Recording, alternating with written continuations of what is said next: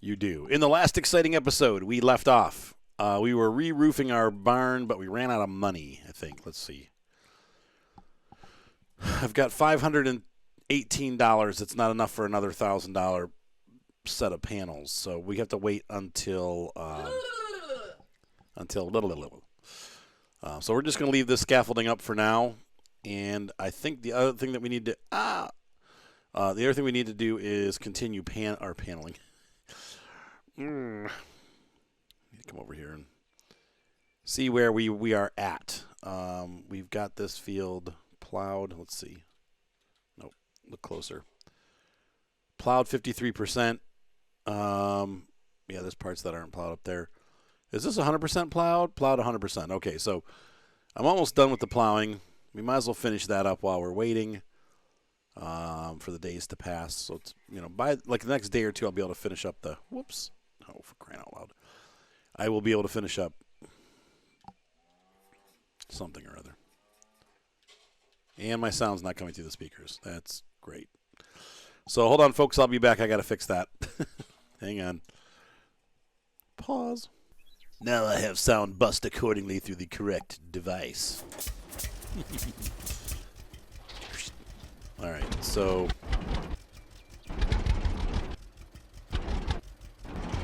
oh yeah.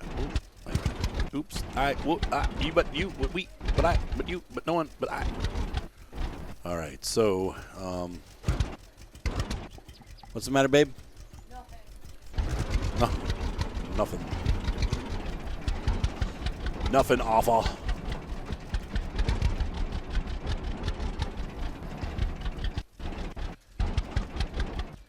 We took Alfie the puppy, to the beach today.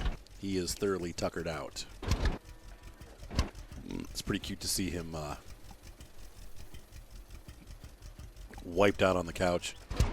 He, unfortunately, the beach is pretty crowded. Like, people take their dogs there to run around, and most dogs are well-mannered, and they just, kind of stay by their owners, and, Elfie has to run to every single dog on the beach and say hello.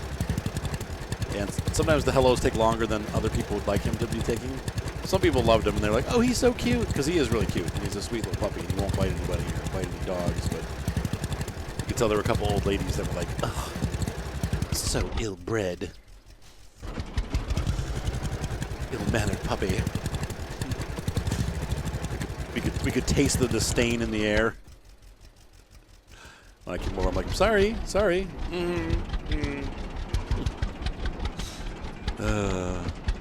Some people. But he is a little bit of a rebel right now. And he was doing pretty well. We had him going to puppy class and stuff, but the last couple of weeks we haven't done it. It shows. He's getting a little rough around the edges. At least he's sweet. I mean, that's the saving grace, is that it's not like he's being really bad. Like, he just wants to say hi to everybody, but it's just funny to watch him run on the beach. Like, he just goes and goes and goes. He's like half a mile away. We're like, Alfie.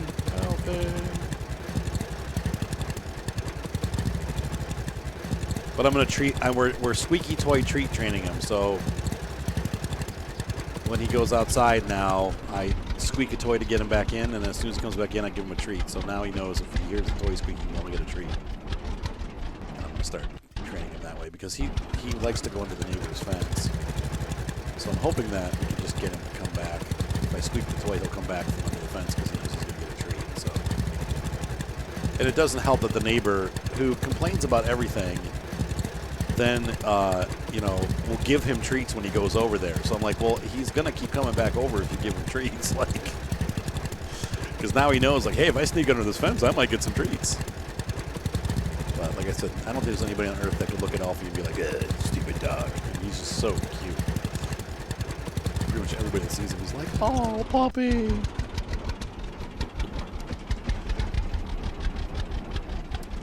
I miss Gromit. Gromit doesn't have his personality, though. Gromit is a cute puppy, but he's not. I don't think he's probably not a puppy anymore. By the time I get back, he's going to be 9 months old, 10 months old? Is he going to be 10, honey? Yeah, because he was born, I think, in April or May. He was born in May, right? He was born in March? Are you sure? May. Okay, yeah, I was going to say, I think it was May. So he's going to be, let's see, it's February. It's going to be like end of February. So, yeah, so he'll be 10 months old when I get home. Wow. So he's going to be probably almost full grown at that point. Yeah, and he's, his temperament, I mean, he's a border collie, so he's not sweet. He's cute and playful, and you know, he does snuggle occasionally, but, like, for example, like when you put Alfie on the bed, he comes up, like, and crawls underneath you, and he's like, he just wants to be, like, snuggled, like he just wants you to hold him. And Gromit, on the other hand, when he gets up on the bed, he'll just go over on the other side of the bed and lay down. And I'm like, come here, Gromit, and he'll look at me, and once in a while he'll come over and like, I've woken up a couple times in the middle of the night and had Gromit, like, leaned up against my back. So he will come over and snuggle sometimes, but for the most part, he kind of just likes to, you know, snuggle over on his own. And, I mean, that was, since he was a puppy, I cage trained him when I first got him. Like, he stayed because he whoa, hey. Wait a minute. Just a minute. What do we have here? That's like a full week of food. Let's take this over to the barn.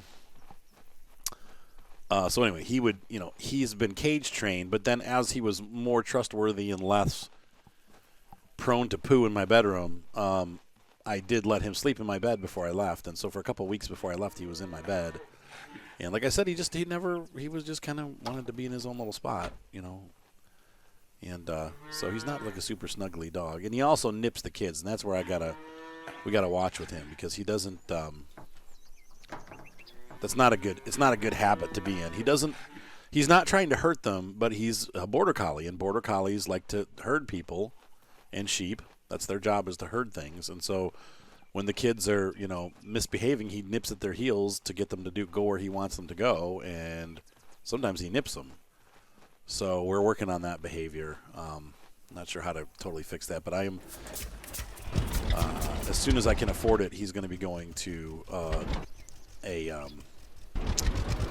puppy training class, or obedience classes, and we'll get that sorted. But he's a good dog. He's a very smart dog. You know, the border collies are really intelligent, which is why you have to keep them busy, because they get bored. Right now he's living in puppy paradise because he's at my friend's house, and they have 4 other dogs. And poor Gromit, he's the runt of the group. They have 2 dogs that are they're mixed with, I think, Newfoundland Hound. I mean, they're literally as big. Yeah, Newfoundland Hound.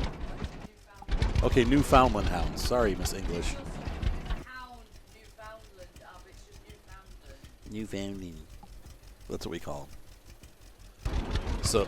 So anyway, or Pyrenees, like that size dog. And so they have 2 dogs that are that size, and then they have a German Shepherd, and the smallest dog is like 90 pounds, is a big lab. But those 2 other dogs are both over 100 pounds. I mean, they're huge. They're like horses.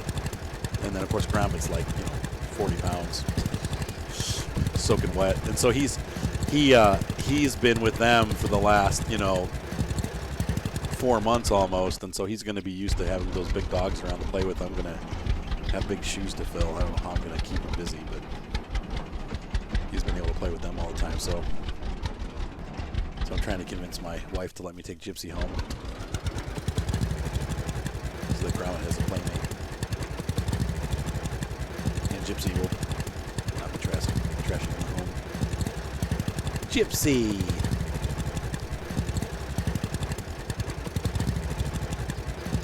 Gypsy is a lurcher. Whoa, I almost tipped over. I dare you to find one of those. They're like, it's definitely not an American breed, but it's a Greyhound, New Bedlington Terrier. Okay, Bedlington Terrier / English Deerhound. What kind of deerhound? Irish Deerhound? Scottish Deerhound? What is she? What kind of deerhound? Just straight up deerhound? As an English deerhound? So Deerhound, Greyhound, and Bedlington Terrier. basically a big fuzzy greyhound is what she ends up looking like. Almost like if you guys have ever seen American Werewolf in London, or the wolf from Neverending Story, the wolf that goes with nothing. That's what she looks like. She's got kind of really like wiry hair, but she has a thinner face because she's greyhound, so she's not quite so wolfy looking. But she reminds me of the Neverending Story dog, but with a really sweet countenance. Like, she's just very sweet, Aw, Gypsy's a good girl. And then we have Hattie the lab. Hattie's staying in England because she's too old to travel. 14 years old or 13 years old. So we have all the doggies. So we'll have Gromit, Elfie, and Gypsy. And then my mom has a Chihuahua named Scooter and an old beagle named Maggie, though. I don't know. I mean, Maggie's pretty old, but she's healthy. She's like, I think Maggie's like 15 years old or 16 years old. She's old. And she's very healthy for her age. Like, the doctor, my mom always has me take her into the vets because she's like, I don't want to have to put her down, and I just don't want to know. And I'm like, oh, all right, Mom. So I take her dogs to the vets. And the doctor did an x-ray on her heart and stuff. She's like, her heart's a little bit enlarged, but that's to be expected for a dog her age. She's like, I can't believe how healthy this dog is, like, for her age. She's really in good shape, So my mom's done a good job taking care of Maggie. Maggie the beagle, the barky beagle. Man, she barks like crazy. I would never get a beagle mix again. Never. They just bark and bark and bark. And they're so excitable. It's like when people come over, when friends come over, it's like, get down. They're like, wah, wah, wah, wah. Nope. So. Uh-oh. Tashi says, yeah.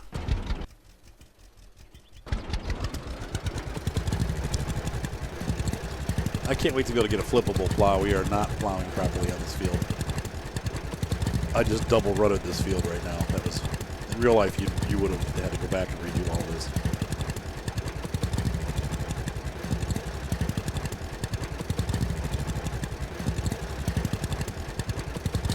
This is a one-way plow. I've done it wrong, but not terribly wrong. You're basically supposed to make laps with this plow. In fact, I'll show you prototypically how you're supposed to use this plow, okay? And you'll see why I'm not doing that. But this is how you prototypically use it. You come over, you get set for your row, and you run it. You'll notice that the dirt is getting pushed to the right, okay? It's going uphill. So we're heading to our, I guess we're going south right now, so we're pushing the dirt to the west. Yeah, right, southwest. Right. Okay, yeah. So we're pushing our dirt west, okay? This is how you're supposed to do this, all right? You're going to come around, you're going to run down to the end of the field. This is how this plow is supposed to be used. This is why a flipping plow is much more useful, because I can flip it. Right now, if I plowed going this way, I'd be pushing the dirt east, so I'd have some dirt going west and some dirt going east, okay? You want the dirt to all go the same direction. And then every year, you rotate how you do that. So one year you push the dirt to the west, and then the next year you'd push the dirt to the east. And basically the idea is to keep the dirt kind of to the middle of the field and in the same place. That's not like all shifted to one side. If I plowed this way every year, eventually the west side of the field would get higher and higher and higher because we're pushing all the dirt over there. So I've heard from farmers that you are actually supposed to, run it. So the way that I'm doing it like that is how you're really supposed to do it. Now, before I was splitting the field in half the field going east, half the field going west. And what that would do is you'd actually create a bottom in the middle of the field. And that would be bad because then the water will flow to that bottom. And so it's all about water flow. The other thing that I've heard, too, is that you want to, if you have a hill, like how we have a slope there to the west, if you have slope like that, you always want to plow 90 degrees from the slope. And the reason being is because it'll terrace the water when it rains. If you run the water, like if you run the slope, or if you run with the slope, like north-south, in this case I'd be running east-west. and I made the furrows, running east and west, when it rained, the water would actually wash the dirt off the field because it would get running so fast through the furrows. But if you run it this way, like 90 degrees from where the water flows, it slows the water running down and reduces erosion. So interesting things about plowing. But the flippable plow is nice because then you can run back and forth on the field and always be pushing the dirt the same direction. And once again, every other year you want to rotate that. So one year you're going to run it east, and the next year you're going to run it west, or however the field faces. Like if you have a field that is north-south, but you want to rotate how you plow it to keep it from just, you want to keep it even, basically. All right, so we finished plowing our own fields, and now we're going to cultivate them. And then I need to look at getting that seeder. Now, I've heard people saying that the winter wheat on Farm Expert doesn't work anymore. I don't know if that holds true for this game, if they've changed it so that you can't plant winter wheat anymore, but we're going to give it a try and see if we can't get an early harvest of wheat next year and then get a second harvest in the fall. We should still be able to do that, but if that's the case, that's going to be kind of sucky. Sucky. Why am I putting this in here? Who knows? But we're going to do it anyway. Drop it. So let's go ahead and grab our cultivator. This will go a little faster. So I would say for the size fields that we have right now, this tractor is fine. We have obviously spend a couple days taking care of our fields, but that's not the end of the world.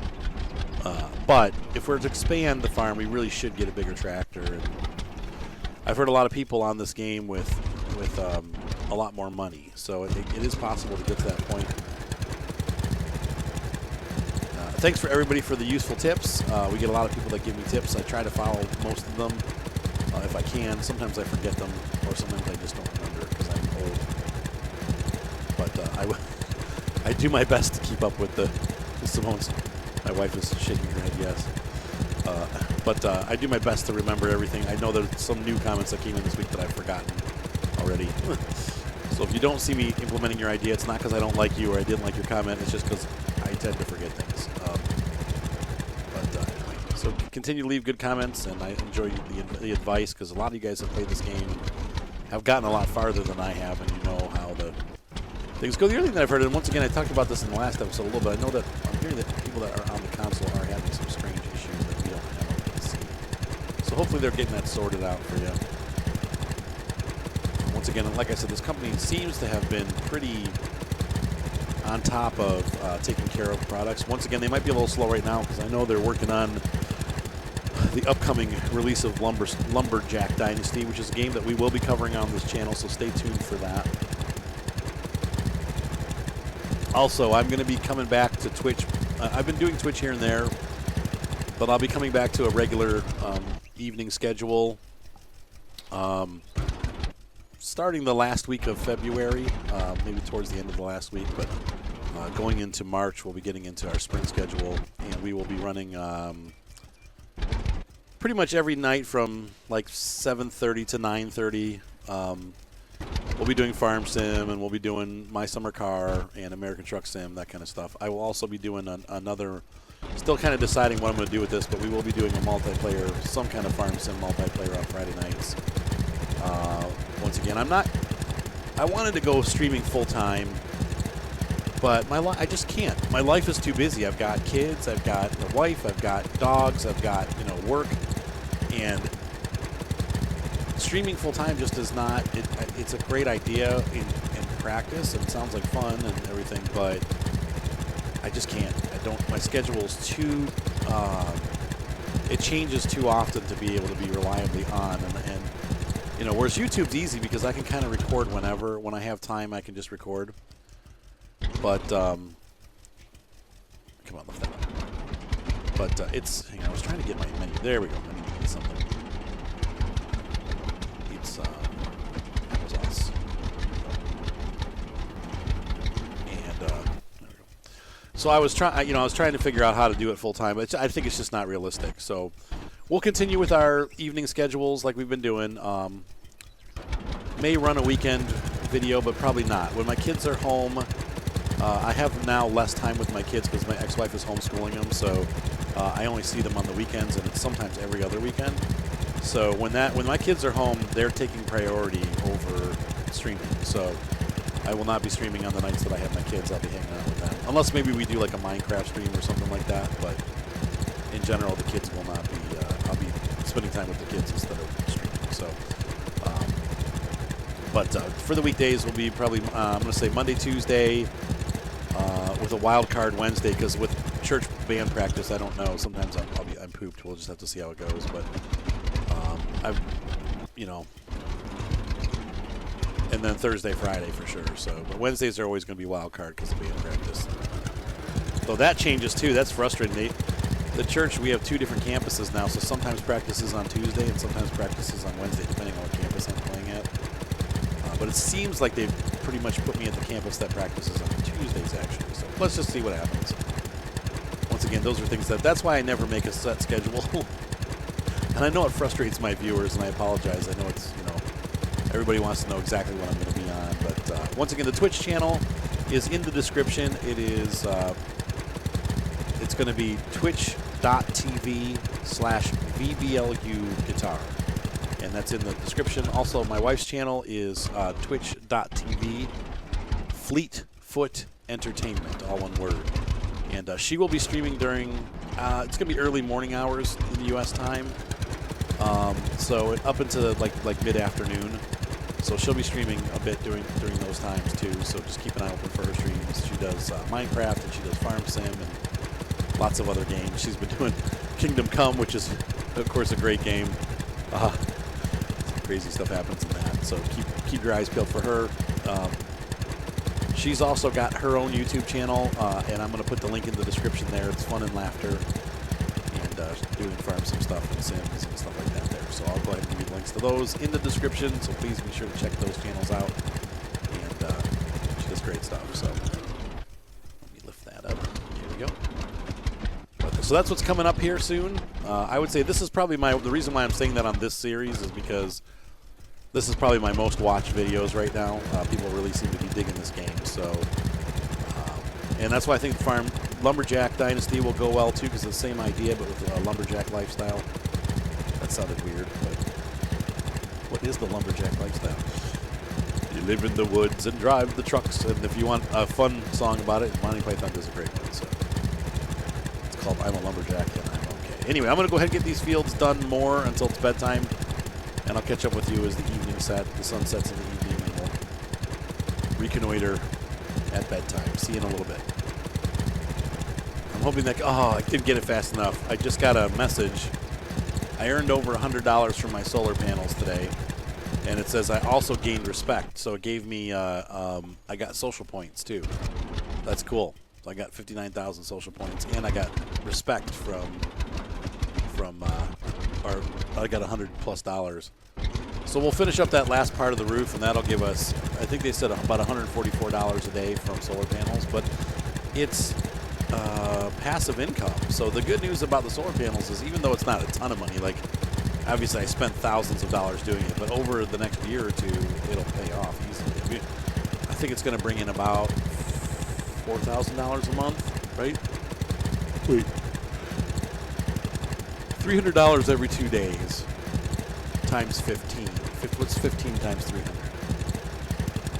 Well, 10 times 300 is 3,000. So plus another, so about $4,500 a month. That's a lot of money. That's enough to buy a field.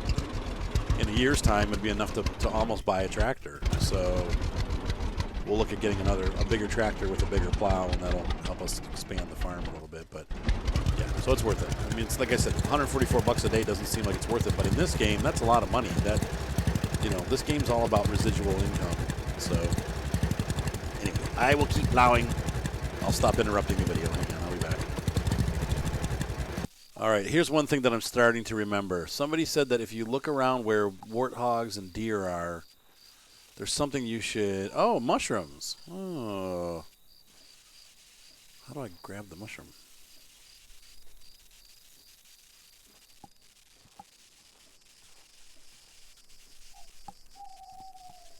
Grab it. I can't get it. Oh, there, E, pick up mushroom. E. Yeah, they said that the animals are markers for mushrooms, and later on you can use mushrooms in your recipes and make more money that way. So, yeah, you can see here I've just gotten a couple lines of the other field done. We've got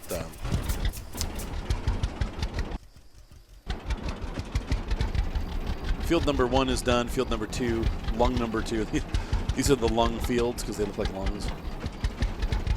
So my left lung is finished. The right lung is only halfway done.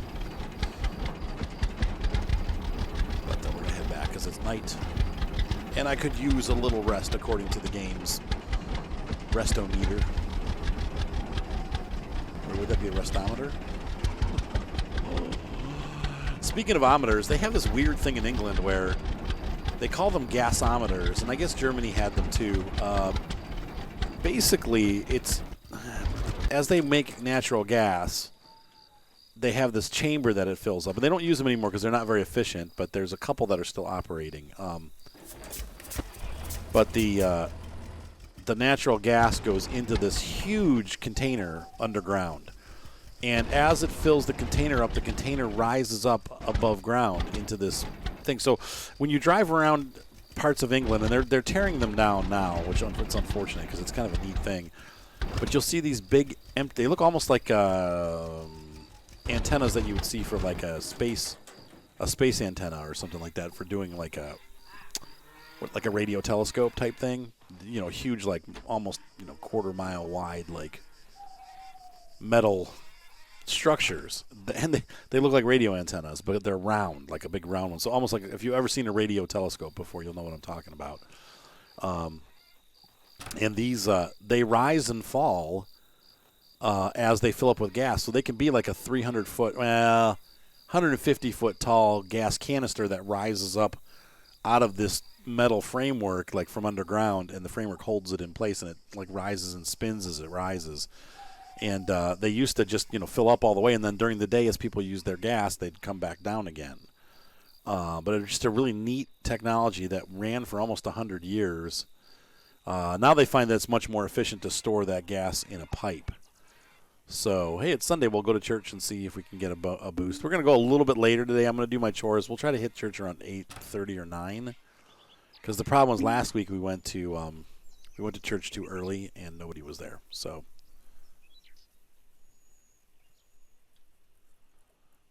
come on. Let me out of this. I could never remember how to get out of there. So let's check our animals. But anyway, so it's called a gasometer or a gasometer, but probably gasometer, I would imagine. So if you've ever seen that before, you know what I'm talking about. I've never seen one in operation here. And some of them were built inside, like enclosed towers. So the tower's, 250 feet tall, and there's no. You don't actually see the cylinder moving up and down, but a lot of them were open air, so you'd actually see the cylinder go up and the cylinder come back down again in the evening. It moves slowly, so you wouldn't maybe notice it necessarily by watching it in person, but if you do a time lapse, you can see them raise and lower. And so it's really a neat thing. Like one day there's a building there, and the next day there isn't. Wow, no eggs over here at all. Production is going down. Anyway, look it up on YouTube. It's pretty cool. There's a few videos of gasometers in operation. In Germany, they took the structures. They had actually brick structures built around the outside of these canisters. So they have these tall brick structures. And what they did in Germany is they took the structures down or left the structures up, but they built apartment complexes and office buildings inside of them. There's an example in Vienna. And I thought that was a pretty neat idea. So we need to milk the cows, oops. A pretty neat way of kind of dealing with, let's not tear, they're gorgeous buildings too. They're very ornate brick buildings with cool like metal structures across the top, like almost like a steampunk looking building. And so instead of tearing those down, they put apartments inside of them. And I thought that was really cool. Kind of a neat place to live too if you are looking for modern living, but they have shops and stuff in them, and there's like 4 of them in a row in Vienna, and they've turned them into a commercial center. Pretty neat stuff. So yeah, if you check out the gasometers, I don't know what made me think of that, but I thought I'd share that with you. So, all right, so we're going to finish milking the cows. We're going to go make some production stuff here and sell it to our local shop, and then see how our veggies are doing. You okay? Moni's playing Minecraft, and she's getting whacked. She's getting crazy, whack, funky. Milk that cow. Do. Cow butt. Just for the cow butt of it.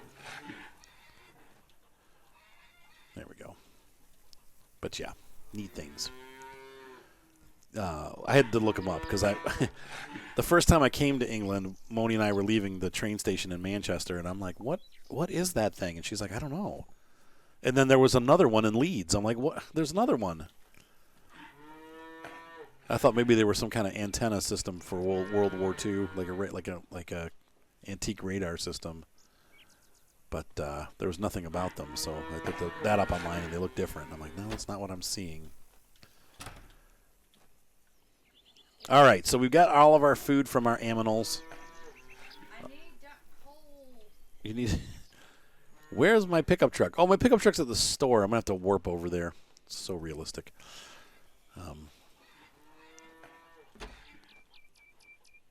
But today we should actually be able to buy the rest of those solar panels. So let's go ahead and cook. Ooh, that sounds good. So you have tomato and red pepper. We have egg. We could make red. So we need to work on stuff like that, like red egg casserole. Now, unfortunately, I think I only grew tomatoes. So I should have grown half. Somebody told me you should have grown half and half, and that's why. You want to have some zucchini. You want to have some casserole, melon. These are all things that you can grow. And I've got recipes for all those things. So unfortunately, for this farmer's market, I won't be able to do it. So that sucks. That's not what I wanted to do. No. I'm going to see how much milk is worth, though. So hang on. We're going to do E. I'm going to do most of the milk. Let's see. We have 43 to do. We're going to do, let's say we do 40 and save 3. And the eggs, we're going to do, let's see, we have 101. We're going to save 5. Yeah. Should be enough for a couple days for me to survive on. Oh, I can't do them both at the same time. Dang it. I just want to see if regular raw milk is more valuable than condensed. I don't think it will be, but you never know. Just do that. We'll just do 90. I'll have to have something to eat too, you know. Man, it's getting cold in here, isn't it, Babs? You feel it? It's because the sun went down. These are the first, the last 3 days have been the first actually cold days that I've felt in England. Oh, we are going to get some snow? Cool. Look how nice my yard looks. Do I need to water these? Let's see. Semi-wet, semi-wet. Okay, so they're still okay. I can water them tomorrow. But brilliant. But we need to check our greenhouse and see how that's going. And, looking good. Are these done? Yeah, their tomatoes are done. So we'll grab them tonight after church. But we'll do that in the next episode. So that's as far as we're going to go in this episode today. We're going to go to church a little bit later today, but I wanted to get at least this stuff picked up. And so we'll do our little tomato harvest, and we'll save those and make soup. Sorry. Don't stand so close to me. Ladies and gentlemen, have a great night. Be sure to subscribe. Thumbs up always help. Hopefully you enjoyed this episode, and we'll see you in the next exciting episode when we go to church. Have a good one. Bye.